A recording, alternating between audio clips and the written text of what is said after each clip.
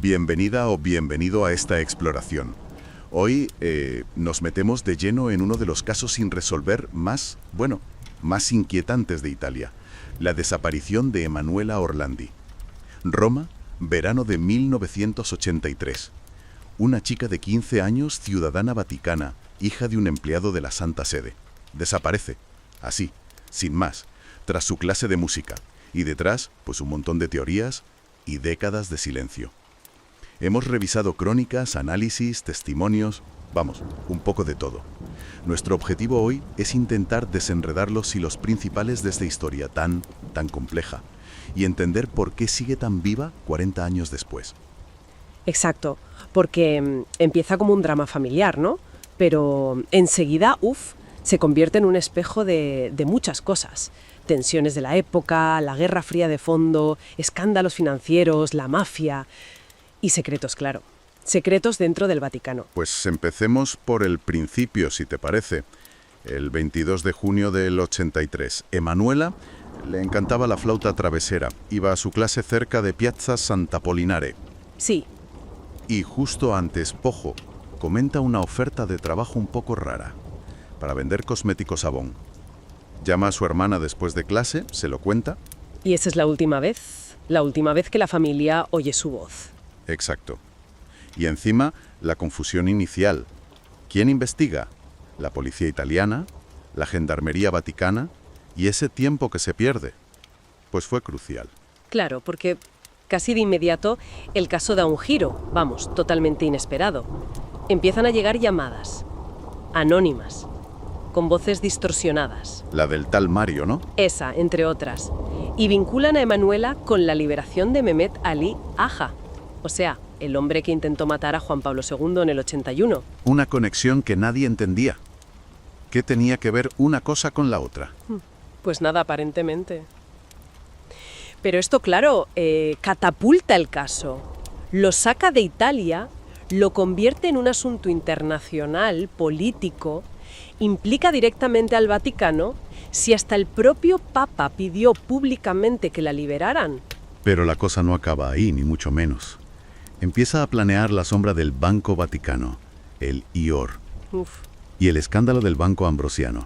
Hay que recordar que su presidente, Roberto Calvi, el banquero de Dios, ese mismo, aparece ahorcado en Londres bajo el puente de Blackfriars en 1982, un año antes. Y se habla de la logia masónica P2, de dinero desaparecido, de tramas financieras enormes. Entonces, la pregunta es inevitable. ¿Pudo ser Emanuela Stupons una moneda de cambio? ¿Un secuestro para presionar al Vaticano en medio de esa crisis romana? Exacto. Una organización criminal potentísima en la Roma de la época. Y uno de sus jefes, Enrico de Pedis, alias Renatino, atención a esto, fue enterrado en la Basílica de San Apollinare. ¿Dónde? Cerca de donde desapareció Emanuela. Justo ahí. Un favor inexplicable, ¿no? Enterrar a un mafioso en una basílica. Y años después, una exnovia suya, Sabrina Minardi, declara que de Pedis la secuestró.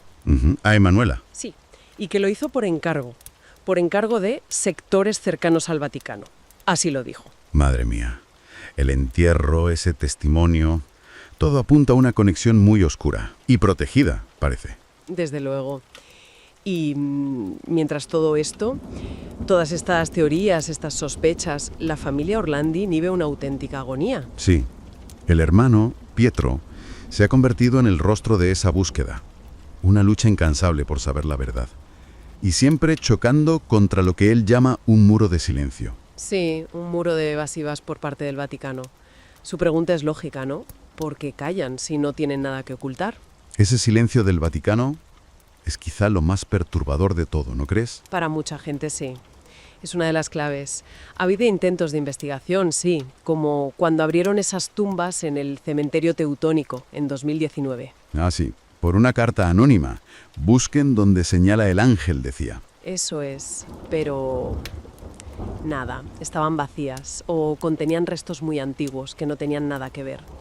Parecía más, no sé, una maniobra para quitarse presión. Un callejón sin salida tras otro. O peor, quizás intentos de encubrimiento. Esa es la sospecha que flota en el aire, claro. Y la desconfianza es enorme.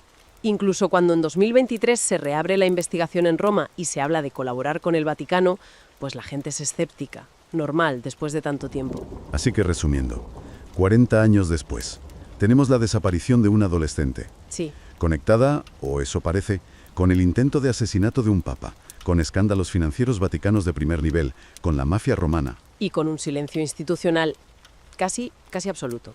Un cóctel. Explosivo. Un laberinto. Emanuela Orlandi. Su cara se ha convertido en un símbolo, ¿verdad? Un símbolo de esa lucha contra la opacidad del poder, de la búsqueda de respuestas que se niegan una y otra vez. Totalmente. Y la pregunta sigue ahí, intacta. ¿Qué pasó realmente? ¿Fue víctima de la mafia? ¿De juegos políticos? ¿De secretos inconfesables dentro de la iglesia? Y esto nos deja una reflexión final que es bastante inquietante. Sí. ¿Qué verdad puede ser tan comprometedora, tan peligrosa para la imagen o la estabilidad del Vaticano, como para justificar 40 años de silencio, de ambigüedad calculada? Quizás el mayor secreto no es exactamente qué le pasó a Emanuela. Quizás el verdadero secreto es por qué. ¿Por qué no se permite que se sepa? ¿Qué o a quién se está protegiendo con tanto celo? Roma, verano de 1983. La ciudad eterna ardía bajo el sol de junio, y las calles del Vaticano se llenaban de turistas que caminaban bajo el peso de la historia. Las campanas de San Pedro repicaban con solemnidad, como siempre, marcando un tiempo que parecía inmutable, eterno. Pero aquel 22 de junio, un misterio comenzaba a escribirse en las sombras de la Santa Sede, un misterio que hasta hoy sigue abierto y que ha dado pie a teorías que van desde la mafia hasta el espionaje internacional. La desaparición de Emanuela Orlandi, la joven de 15 años conocida como la chica del Vaticano. Emanuela era la cuarta de 5 hijos de Ercole Orlandi y María Pezzano. Su padre trabajaba como empleado del Vaticano, lo que le otorgaba a la familia ciertos privilegios inusuales. Vivían dentro de los muros del estado más pequeño del mundo, en un apartamento reservado a quienes prestaban servicios a la Santa Sede. Crecer allí era como vivir entre dos mundos, Roma y el Vaticano, lo sagrado y lo cotidiano. Los Orlandi llevaban una vida normal, pero siempre bajo la sombra de la Basílica de San Pedro. Aquel miércoles, el día parecía común. Emanuela, una adolescente con una sonrisa tímida y un cabello oscuro que siempre llevaba suelto, se dirigió a su clase de música en la escuela Tommaso Ludovico da Vittoria, cerca de la Piazza San Apollinare, en el centro de Roma. Le apasionaba la música, especialmente la flauta travesera, y aquel día llevaba consigo el estuche con su instrumento. Vestía una camiseta blanca estampada, un pantalón oscuro y zapatillas deportivas. Según sus amigos, durante la clase parecía algo distraída. Había comentado que un hombre se le había acercado en la calle y le había ofrecido un trabajo como representante de cosméticos de la marca Avon. Ella había mencionado la propuesta con curiosidad, como si no supiera si tomarla en serio o no. Aquello, más tarde, se convertiría en una de las piezas clave del rompecabezas. Tras la clase, Emanuela llamó a su hermana desde una cabina telefónica. Le contó que había recibido la extraña oferta y que pensaba hablarlo en casa. Fue la última vez que su familia escuchó su voz. Cuando pasaron las horas y la adolescente no regresó, el desconcierto se transformó en angustia. Sus padres comenzaron a buscarla desesperadamente. Preguntaron en la escuela, en las calles cercanas, y llamaron a conocidos. Nadie la había visto después de la llamada. A la mañana siguiente, la familia denunció la desaparición a las autoridades del Vaticano y de Roma. Desde el principio, el caso estuvo rodeado de confusión.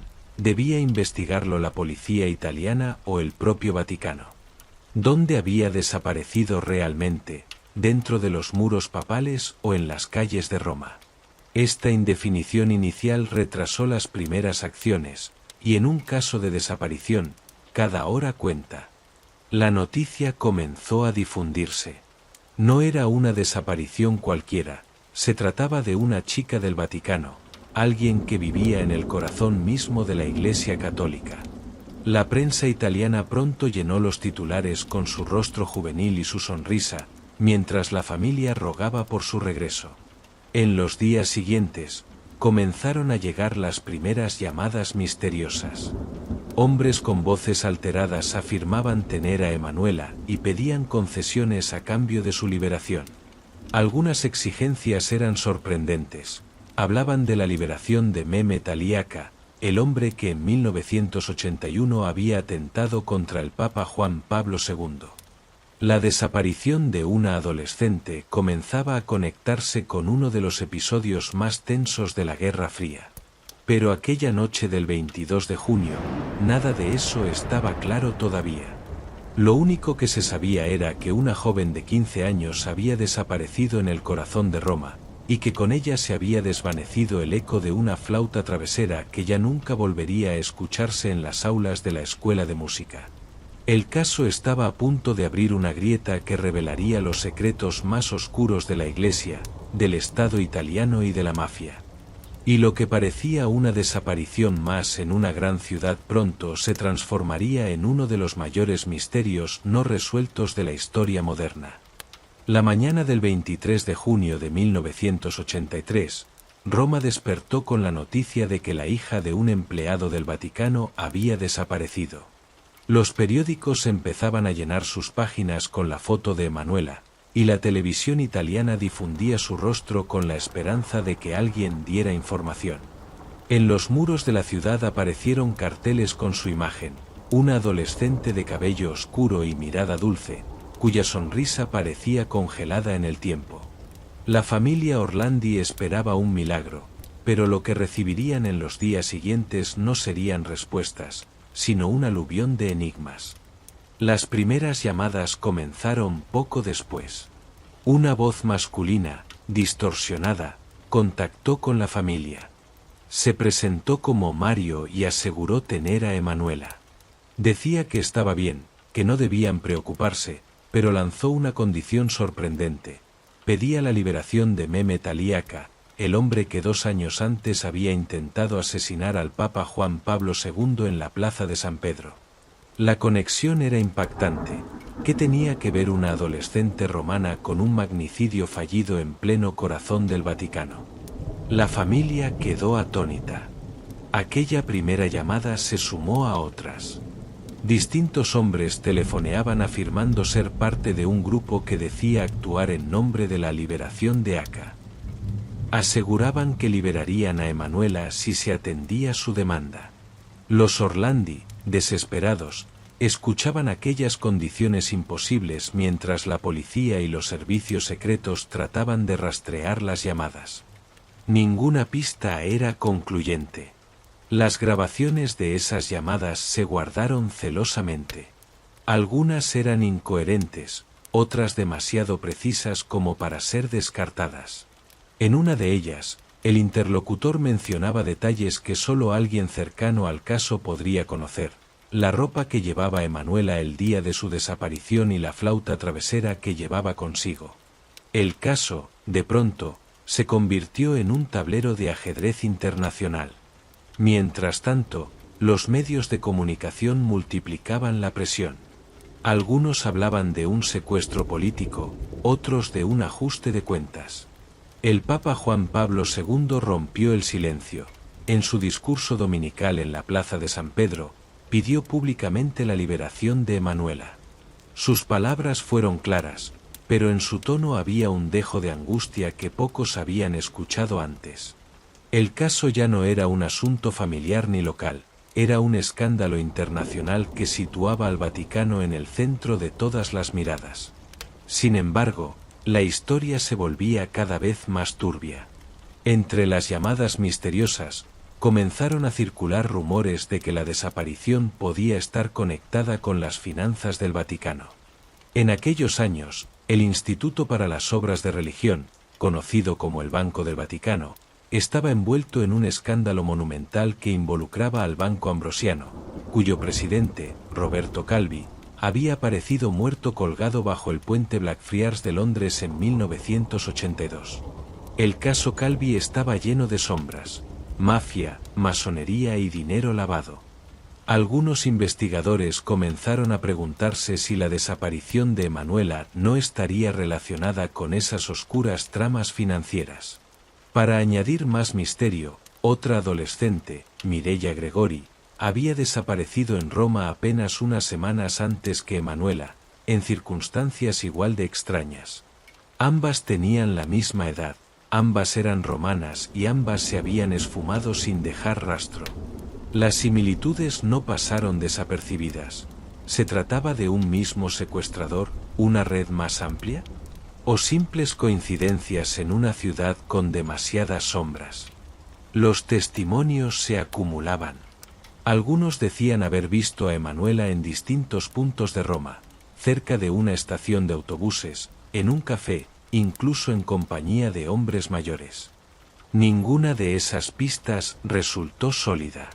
La policía parecía moverse en círculos, mientras la familia recibía llamadas que jugaban con su desesperación. Con el paso de los días, surgió una figura clave, la del llamado americano. Así se identificaba a otro de los misteriosos interlocutores telefónicos. Su voz era más tranquila, pero sus mensajes eran igual de enigmáticos. Aseguraba que Emanuela estaba viva y que las negociaciones podían resolverse, siempre y cuando se liberara a Aka. El americano parecía saber demasiado y dejó claro que no se trataba de un simple secuestro. Sus llamadas, registradas y transcritas, aún hoy son analizadas por investigadores que buscan descifrar quién estaba detrás. Mientras tanto, la ciudad de Roma vivía una mezcla de miedo y fascinación. La desaparición de Emanuela había dejado de ser un caso policial para convertirse en un espejo de todas las tensiones de la época: la Guerra Fría, el terrorismo, el crimen organizado, los secretos del Vaticano. Cada día parecía añadir una nueva capa de misterio, como si alguien estuviera escribiendo un guión imposible de resolver. La familia Orlandi, sin embargo, se hundía en la desesperación. La madre de Emanuela pasaba horas rezando frente a la imagen de la Virgen, mientras su padre recorría las calles preguntando a cualquiera que pudiera haber visto algo. Los hermanos pegaban carteles por toda Roma con la foto de la joven. En cada mirada perdida en el metro, en cada sombra que cruzaba una calle, creían reconocerla. Pero ella nunca regresaba. Lo más aterrador era que, a medida que las llamadas y los rumores se multiplicaban, nadie sabía si Emanuela seguía realmente con vida, o si todo era una siniestra manipulación. Lo cierto era que cada voz anónima que surgía desde el otro lado del teléfono no hacía más que hundir a la familia en un laberinto de incertidumbre. El caso se transformaba en una telaraña. Había demasiados intereses, demasiados secretos, demasiadas manos invisibles moviendo los hilos. En aquel verano de 1983, Roma no era solo la ciudad eterna, era también un escenario donde el poder, la fe y el misterio se entrelazaban en torno al destino de una adolescente que parecía haberse esfumado en el aire. El verano de 1983 se convertía en un hervidero de rumores. La desaparición de Emanuela Orlandi ya no era vista únicamente como el caso trágico de una adolescente perdida en Roma, sino como la punta visible de un iceberg que hundía sus raíces en lo más oscuro de la política, las finanzas y el crimen organizado. Cuanto más se investigaba, más evidente se hacía que este no era un caso aislado, sino parte de una telaraña de poder que atravesaba al Vaticano y alcanzaba a organizaciones clandestinas. Los investigadores comenzaron a mirar hacia un punto específico: el Banco del Vaticano, también conocido como el Instituto para las Obras de Religión, IOR.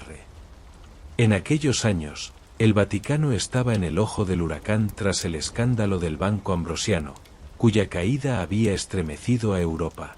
Su presidente, Roberto Calvi, había sido hallado muerto en Londres en 1982. Colgado bajo el puente Blackfriars con los bolsillos llenos de ladrillos y billetes. Oficialmente fue catalogado como suicidio, pero pronto surgió la certeza de que se trataba de un asesinato. Calvi no era un banquero cualquiera, era conocido como el banquero de Dios por sus estrechos vínculos con el Vaticano. Además, estaba relacionado con la logia masónica P2, Propaganda Due, una organización clandestina que contaba entre sus filas con políticos, militares, empresarios y criminales. La P2 era un estado dentro del Estado, una red secreta que operaba en las sombras, moviendo dinero y poder.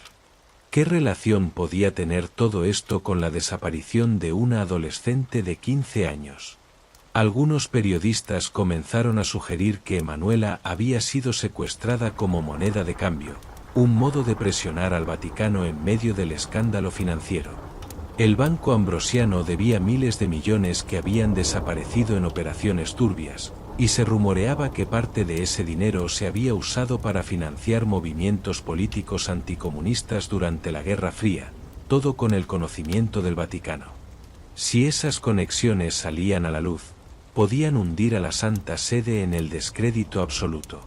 En paralelo, los rumores sobre la mafia italiana, particularmente la banda de la Magliana, empezaron a crecer. Esta organización criminal, con base en Roma, había tejido durante años una relación peligrosa con sectores del poder político y financiero. Según algunos testimonios, la banda de la Magliana habría tenido acceso al Vaticano a través de préstamos, blanqueo de dinero y favores mutuos. La desaparición de Emanuela, para ciertos investigadores, habría sido una forma de enviar un mensaje claro: el dinero debía devolverse, y el Vaticano debía cumplir su parte. Una de las piezas más inquietantes de este rompecabezas apareció años después, cuando Enrico de Pedis, uno de los jefes de la banda de la Magliana, fue enterrado nada menos que en la Basílica de San Apollinare, un honor reservado casi exclusivamente a figuras de la Iglesia. La pregunta era inevitable: ¿qué hacía un jefe mafioso descansando en suelo sagrado, en la misma iglesia a la que Emanuela acudía a clases de música el día de su desaparición? El Vaticano nunca ofreció una explicación clara, lo que solo alimentó la sospecha de que existía un vínculo directo entre la desaparición y la mafia. Incluso, en 2005, una exnovia de Pedis declaró que el mafioso le había confesado su implicación en el caso Orlandi. Según ella, Emanuela había sido secuestrada para dar un aviso al Vaticano, y mantenida con vida durante algún tiempo antes de desaparecer definitivamente. Mientras tanto, la logia masónica P2 seguía apareciendo como un fantasma detrás de cada conexión. Se decía que Licio Gelli, el líder de la logia, había estado al tanto de las operaciones financieras y de los contactos con la mafia. La desaparición de Emanuela podía ser interpretada como un mensaje no solo al Vaticano, sino también a quienes intentaban desentrañar los secretos de esa red de poder. La familia Orlandi, atrapada en medio de esta tormenta, sufría un calvario cada vez más incomprensible. Para ellos, Emanuela era solo una hija, una hermana, una adolescente que amaba la música. Pero para los poderes en la sombra, se había convertido en una ficha en un tablero donde jugaban mafiosos, masones, políticos y religiosos. Las autoridades oficiales, tanto del Vaticano como de Italia, parecían moverse con una lentitud sospechosa. Algunos investigadores estaban convencidos de que había más interés en encubrir que en revelar la verdad. Documentos desaparecían, testigos callaban, y las versiones oficiales se contradecían. Cada pista llevaba a un callejón sin salida, o peor aún, a nuevos hilos que apuntaban hacia instituciones intocables.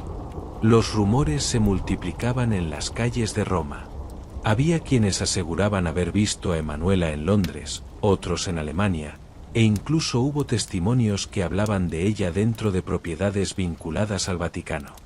Ninguna de esas versiones pudo comprobarse, pero cada una añadía más misterio a una historia que parecía no tener fin.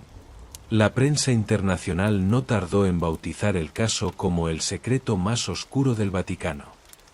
Se trataba de un escándalo que mezclaba todos los elementos de una novela de conspiración: una adolescente desaparecida, mafiosos enterrados en iglesias, banqueros colgados en puentes, masones moviendo hilos invisibles y un Estado, el Vaticano, que parecía demasiado silencioso frente a lo ocurrido. A medida que avanzaban los meses, la esperanza de la familia de encontrar a Emanuela con vida se iba diluyendo. Sin embargo, cada tanto surgía un nuevo testimonio, una llamada, una carta anónima, que devolvía la posibilidad de que aún estuviera ahí, en algún lugar, esperando ser liberada. La incertidumbre se convirtió en una condena perpetua. Lo que estaba claro era que, detrás de la desaparición de Emanuela Orlandi, no había un único culpable ni una sola explicación. Era un rompecabezas donde cada pieza revelaba una capa más profunda de corrupción, poder y misterio. La adolescente se había desvanecido en Roma, pero su sombra iluminaba lo más turbio de la Iglesia y del Estado italiano. A medida que el caso Orlandi se extendía en el tiempo, los interrogantes comenzaban a rodear directamente al Vaticano. Era inevitable. Emanuela no era una ciudadana cualquiera, sino una ciudadana vaticana. Había nacido y crecido entre los muros de la Santa Sede, su padre trabajaba como empleado papal y su desaparición había ocurrido en un contexto demasiado cercano a la plaza de San Pedro como para que la Iglesia pudiera desentenderse. Y sin embargo, el silencio del Vaticano se convirtió en una de las piezas más inquietantes de este rompecabezas. El Papa Juan Pablo II, conocido por su carácter firme y su papel central en la Guerra Fría, había intervenido públicamente en los primeros días, pidiendo la liberación de Emanuela. Fue un gesto inusual, que mostraba lo grave que se consideraba la situación. Pero tras aquel pronunciamiento, llegó la quietud. Las palabras se hicieron escasas, las declaraciones se volvieron ambiguas, poco a poco, pareció que el Vaticano prefería mirar hacia otro lado.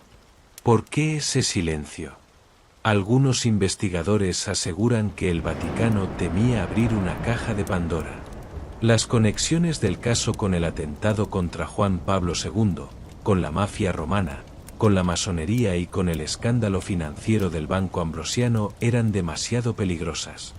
Reconocer públicamente alguna de esas conexiones habría supuesto admitir que la Iglesia estaba profundamente entrelazada con el crimen y la política oscura de la época. La figura de Mehmet Ali Aka seguía apareciendo como un fantasma. El turco, miembro de la organización extremista Lobos Grises, había disparado contra el Papa en 1981. Según las teorías, el atentado estaba vinculado a la Guerra Fría. Algunos lo atribuían a la KGB soviética, temerosa del papel de Juan Pablo II en el resurgimiento de Polonia y del sindicato Solidaridad. Otros, a conspiraciones más cercanas, incluso a sectores oscuros dentro de la propia Iglesia. Lo cierto es que la desaparición de Emanuela parecía ser usada como moneda de cambio en aquel tablero geopolítico. La familia Orlandi se convirtió en un símbolo de resistencia. Ercole y María, los padres, acudían cada semana a la plaza de San Pedro con carteles y fotografías de su hija. Rezaban, suplicaban, se dejaban ver en las audiencias papales para recordarle al mundo que la adolescente seguía desaparecida. Su dolor se transformó en un acto de protesta silenciosa contra la institución en la que habían depositado toda su fe. Pero el Vaticano se mostraba inmóvil. No entregaba documentos, no abría investigaciones internas, no ofrecía pistas. Años después, el hermano de Emanuela, Pietro Orlandi, recordaría que cada vez que se acercaba a pedir respuestas encontraba muros de silencio, miradas esquivas y promesas que nunca se cumplían. En palabras suyas, en el Vaticano saben la verdad, pero han decidido callar. El paso de los años no hizo más que consolidar la sospecha de que el Vaticano ocultaba información crucial. En 2008, un periodista italiano reveló la existencia de un documento interno fechado en 1997, que hablaba de los gastos relacionados con Emanuela Orlandi. En él se mencionaban pagos de alojamiento y manutención de la joven en Londres durante varios años. ¿Era auténtico o un montaje? El Vaticano lo negó todo, pero la posibilidad de que la Santa Sede hubiera tenido a Emanuela bajo custodia en secreto resultaba tan inquietante como perturbadora. Las teorías sobre la participación directa del Vaticano se multiplicaron. Una de las más siniestras hablaba de que Emanuela habría sido víctima de una red de abusos sexuales dentro de la misma Ciudad del Vaticano. Esta hipótesis, aunque nunca confirmada, cobró fuerza tras las declaraciones de algunos exmiembros de la Santa Sede que denunciaban la existencia de círculos de poder dedicados a prácticas oscuras. Para muchos, esa habría sido la verdadera razón del silencio: proteger a figuras de alto rango implicadas en un escándalo insoportable. Al mismo tiempo, la figura del Papa Juan Pablo II se veía rodeada de sombras. Su papel en el caso Orlandi nunca quedó del todo claro. Algunos creen que estaba al tanto de todo y que decidió callar para proteger la institución. Otros, que también él fue víctima de un aparato de poder que operaba a sus espaldas. Lo cierto es que su pontificado estuvo marcado por grandes batallas contra el comunismo, y el caso Orlandi quedaba relegado a un rincón incómodo del que no se hablaba en público. En Roma, la gente comenzó a preguntarse si dentro de los muros vaticanos existían secretos que jamás serían revelados. La idea de que una adolescente pudiera desaparecer en el corazón mismo de la cristiandad sin que nadie respondiera por ello era demasiado perturbadora. El Vaticano, que debía ser refugio de fe y verdad, se convertía a los ojos de muchos en un lugar de sombras y silencios. La familia, por su parte, nunca dejó de luchar. Cada aniversario de la desaparición se celebraba una misa en memoria de Emanuela, y cada año la presión mediática regresaba. El rostro de la joven se había convertido en un icono, un recordatorio constante de que incluso en el lugar más sagrado podía esconderse un misterio atroz. La pregunta que flotaba en el aire era simple y a la vez insoportable: ¿por qué el Vaticano callaba? ¿Qué sabía realmente? ¿Qué secreto era tan grande que merecía el sacrificio del destino de una adolescente? Lo que en un principio había sido visto como un secuestro político se transformaba en algo mucho más profundo, un símbolo del silencio y del encubrimiento de la institución religiosa más poderosa del mundo. Y con el paso de los años, ese silencio solo hacía crecer el misterio. El tiempo pasaba, pero el caso de Emanuela Orlandi no moría. Al contrario, cada década parecía traer nuevas revelaciones, nuevas teorías, nuevas pistas que mantenían viva la esperanza y el dolor de una familia que nunca aceptó el olvido. Para Pietro Orlandi, hermano de Emanuela, la búsqueda de la verdad se convirtió en una misión de vida. Aparecía en televisión, concedía entrevistas y exigía al Vaticano transparencia. Lo que encontró, una y otra vez, fueron evasivas. Pero también, de tanto en tanto, puertas que se entreabrían hacia secretos insospechados. En 2005, el nombre de Enrico de Pedis, jefe de la banda de la Magliana, volvió a resonar con fuerza. Durante años se había rumoreado que su mafia estaba vinculada a la desaparición de Emanuela, pero ese año una exnovia del mafioso, Sabrina Mignardi, ofreció un testimonio escalofriante. Según ella, De Pedis había secuestrado a la joven por encargo de sectores cercanos al Vaticano, y la había retenido en distintos lugares de Roma antes de que desapareciera definitivamente. Mignardi incluso relató que había llevado a Emanuela en coche por las calles de la ciudad y que, en una ocasión, la entregó en manos de hombres vinculados a altos prelados. El testimonio fue recibido con escepticismo. Muchos creyeron que era parte de un montaje para desviar la atención. Sin embargo, el hecho de que De Pedis estuviera enterrado en la Basílica de San Apollinare, donde Emanuela había asistido a sus clases de música, daba un aire perturbador de verosimilitud a la historia. ¿Cómo había conseguido un mafioso semejante honor en suelo sagrado? ¿Qué favores había hecho al Vaticano para merecer ese privilegio? El misterio se hizo aún más denso cuando, en 2012, la tumba de Pedis fue finalmente abierta y sus restos trasladados. La exhumación, lejos de cerrar el caso, reavivó las teorías. La familia Orlandi y sus abogados solicitaron al Vaticano abrir otras tumbas que podrían contener pistas. En 2019, Una carta anónima llevó a los Orlandi a la tumba de 2 princesas alemanas en el cementerio teutónico, dentro del Vaticano. La carta decía simplemente: busquen donde señala el ángel. La imagen hacía referencia a una estatua en el cementerio que apuntaba hacia las tumbas en cuestión. La familia, esperanzada, pidió la exhumación. Cuando las tumbas fueron abiertas, la sorpresa fue mayúscula: no había cuerpos en su interior. Estaban vacías.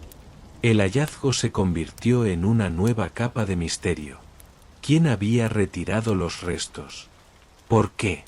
El Vaticano intentó minimizarlo, explicando que probablemente habían sido trasladados décadas atrás durante obras de remodelación. Pero el hecho de que nadie pudiera explicar oficialmente dónde estaban aquellos cuerpos solo alimentó la teoría de que existían movimientos clandestinos dentro del cementerio, y que los huesos de Emanuela podían haber sido escondidos allí en algún momento. Ese mismo año, el Vaticano anunció que había hallado restos óseos en otro punto del cementerio teutónico, lo que hizo correr de nuevo la esperanza. Sin embargo, tras los análisis forenses, se determinó que pertenecían a mujeres fallecidas mucho antes del nacimiento de Emanuela. Otra puerta cerrada. Pero los rumores persistían. Algunos afirmaban que Emanuela había sido llevada a Londres y que había vivido durante un tiempo en un convento bajo identidad falsa. Otros sostenían que había muerto poco después de su desaparición, víctima de una conspiración demasiado grande para ser revelada. En cada versión aparecía siempre el mismo elemento: el Vaticano sabía más de lo que decía. En paralelo, Pietro Orlandi no dejaba de señalar las contradicciones. En entrevistas y documentales, repetía con firmeza que había cardenales y obispos que conocían la verdad y que habían participado en el encubrimiento. Denunciaba que el silencio de la Santa Sede era en sí mismo una prueba. Si nada tuvieran que ocultar, ¿por qué no abrir todos los archivos? ¿Por qué no mostrar cada documento relacionado con la desaparición? La presión pública llevó incluso a que en 2017 el Parlamento italiano reabriera investigaciones sobre el caso. Se pidió colaboración al Vaticano, pero las respuestas fueron una vez más incompletas. Documentos considerados clave nunca fueron entregados, y testigos que podían arrojar luz aparecían demasiado tarde, cuando sus recuerdos eran vagos o su credibilidad cuestionada. El caso de Emanuela Orlandi había dejado de ser solo una tragedia familiar, se había convertido en un espejo de los secretos más profundos del Vaticano. Los huesos ocultos, las tumbas vacías, los testimonios de mafiosos, las llamadas enigmáticas y las conexiones con logias y servicios secretos eran piezas de un rompecabezas imposible de armar. Roma, con su historia milenaria y sus calles llenas de fantasmas, se convirtió en un escenario donde lo sagrado y lo profano se entrelazaban de manera siniestra. La figura de Emanuela, congelada en el tiempo como una adolescente sonriente de 1983, se transformó en un símbolo universal, el de las víctimas anónimas que desaparecen en medio de poderes demasiado grandes para enfrentarse a ellos. La familia seguía esperando, pero en el aire flotaba una sensación inquietante: quizás el Vaticano nunca revelaría la verdad completa. Y sin embargo, cada tumba abierta, cada hueso hallado, cada declaración inesperada mantenía viva la llama de la esperanza y del misterio. Emanuela Orlandi no era ya solo la chica del Vaticano. Era el recordatorio de que incluso en los lugares más sagrados se pueden esconder las historias más oscuras. Han pasado más de 4 décadas desde aquel 22 de junio de 1983 en que Emanuela Orlandi salió de su clase de música y se desvaneció entre las calles de Roma. Sin embargo, su nombre sigue resonando en todo el mundo como un eco imposible de acallar. Lo que comenzó como una desaparición de una adolescente se ha transformado en un símbolo de opacidad, de silencios y de secretos guardados entre los muros más poderosos de la cristiandad. En los últimos años, la presión sobre el Vaticano ha vuelto a intensificarse. En 2022 y 2023, el tema regresó con fuerza a la opinión pública gracias a documentales y series que revisaban el caso, mostrando entrevistas inéditas y testimonios actualizados. Entre ellos, la voz inquebrantable de Pietro Orlandi, que sigue reclamando justicia y respuestas. Él asegura que la verdad está dentro del Vaticano, y que tarde o temprano deberá salir a la luz. Incluso el Papa Francisco se ha visto obligado a pronunciarse. En un encuentro con la familia Orlandi en 2023, expresó su cercanía y prometió oraciones, pero evitó ofrecer detalles concretos sobre el caso. Para muchos, fue un gesto simbólico pero insuficiente. Las oraciones no bastaban, se necesitaba transparencia, se necesitaba abrir los archivos, se necesitaba romper con un silencio que llevaba décadas. Lo inquietante es que, a pesar del paso del tiempo, nuevas piezas siguen apareciendo. En 2023, la Fiscalía de Roma anunció la reapertura de la investigación, y por primera vez se habló de una colaboración más directa entre la justicia italiana y el Vaticano. Este gesto generó expectativas, pero también dudas. ¿Se trataba de un verdadero compromiso con la verdad, o de un intento de controlar el relato antes de que otros lo hicieran? La figura de Emanuela, mientras tanto, se ha transformado en un mito. Su rostro aparece en murales, en pancartas, en documentales. Su nombre es coreado en manifestaciones que exigen justicia no solo para ella, sino para todas las víctimas de abusos y silencios institucionales. Se ha convertido en un símbolo que trasciende su propia historia. La adolescente de pelo oscuro y sonrisa tímida representa a todas las voces silenciadas por el poder. Pero en el corazón de este mito permanece la pregunta esencial: ¿qué ocurrió realmente con Emanuela Orlandi? Las teorías siguen vivas. Que fue secuestrada por la mafia para presionar al Vaticano por el caso Banco Ambrosiano. Que fue víctima de redes de poder dentro de la propia Santa Sede. Que fue usada como pieza de negociación política durante la Guerra Fría. Que su destino fue decidido en los despachos donde la fe y la política se mezclaban con intereses oscuros. Cada teoría tiene fragmentos de verdad, pero ninguna ha logrado imponerse. Y quizás ahí radique el verdadero misterio. No se trata solo de lo que pasó, sino de lo que nunca se permitió que se supiera. El Vaticano, con su historia milenaria, ha guardado secretos durante siglos. Archivos sellados, documentos ocultos, verdades que duermen bajo candados y llaves. El caso Orlandi parece ser uno de esos secretos que, por su naturaleza, resulta demasiado perturbador para salir a la luz. Tal vez la verdad completa nunca se conozca, porque implicaría derrumbar muros demasiado altos. Y sin embargo, el misterio sigue vivo.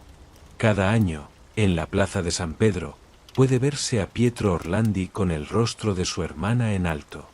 Su lucha se ha convertido en un ritual, un recordatorio permanente de que el silencio es, en sí mismo, una forma de injusticia.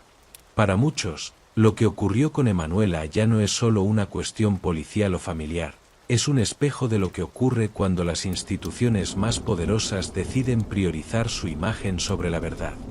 Su desaparición es un agujero negro que devora explicaciones, pero que al mismo tiempo revela las grietas de un sistema que se niega a ser transparente. En este punto, quizá lo más aterrador no sea lo que le ocurrió a Emanuela, sino lo que su historia significa, que incluso en el corazón del Vaticano, en el lugar donde la fe debería ser más luminosa, pueden esconderse los secretos más oscuros. La leyenda de la chica del Vaticano seguirá viva mientras no haya respuestas definitivas. Y quizá nunca las haya. Tal vez el misterio esté destinado a acompañarnos, recordándonos que algunas verdades permanecen sepultadas bajo capas de poder, miedo y silencio. Emanuela Orlandi salió una tarde de verano de su clase de música y jamás regresó. Desde entonces, camina como un fantasma entre los corredores del Vaticano y las calles de Roma, recordándonos que hay misterios que trascienden el tiempo y que, como ella, nunca encuentran el camino de regreso a casa.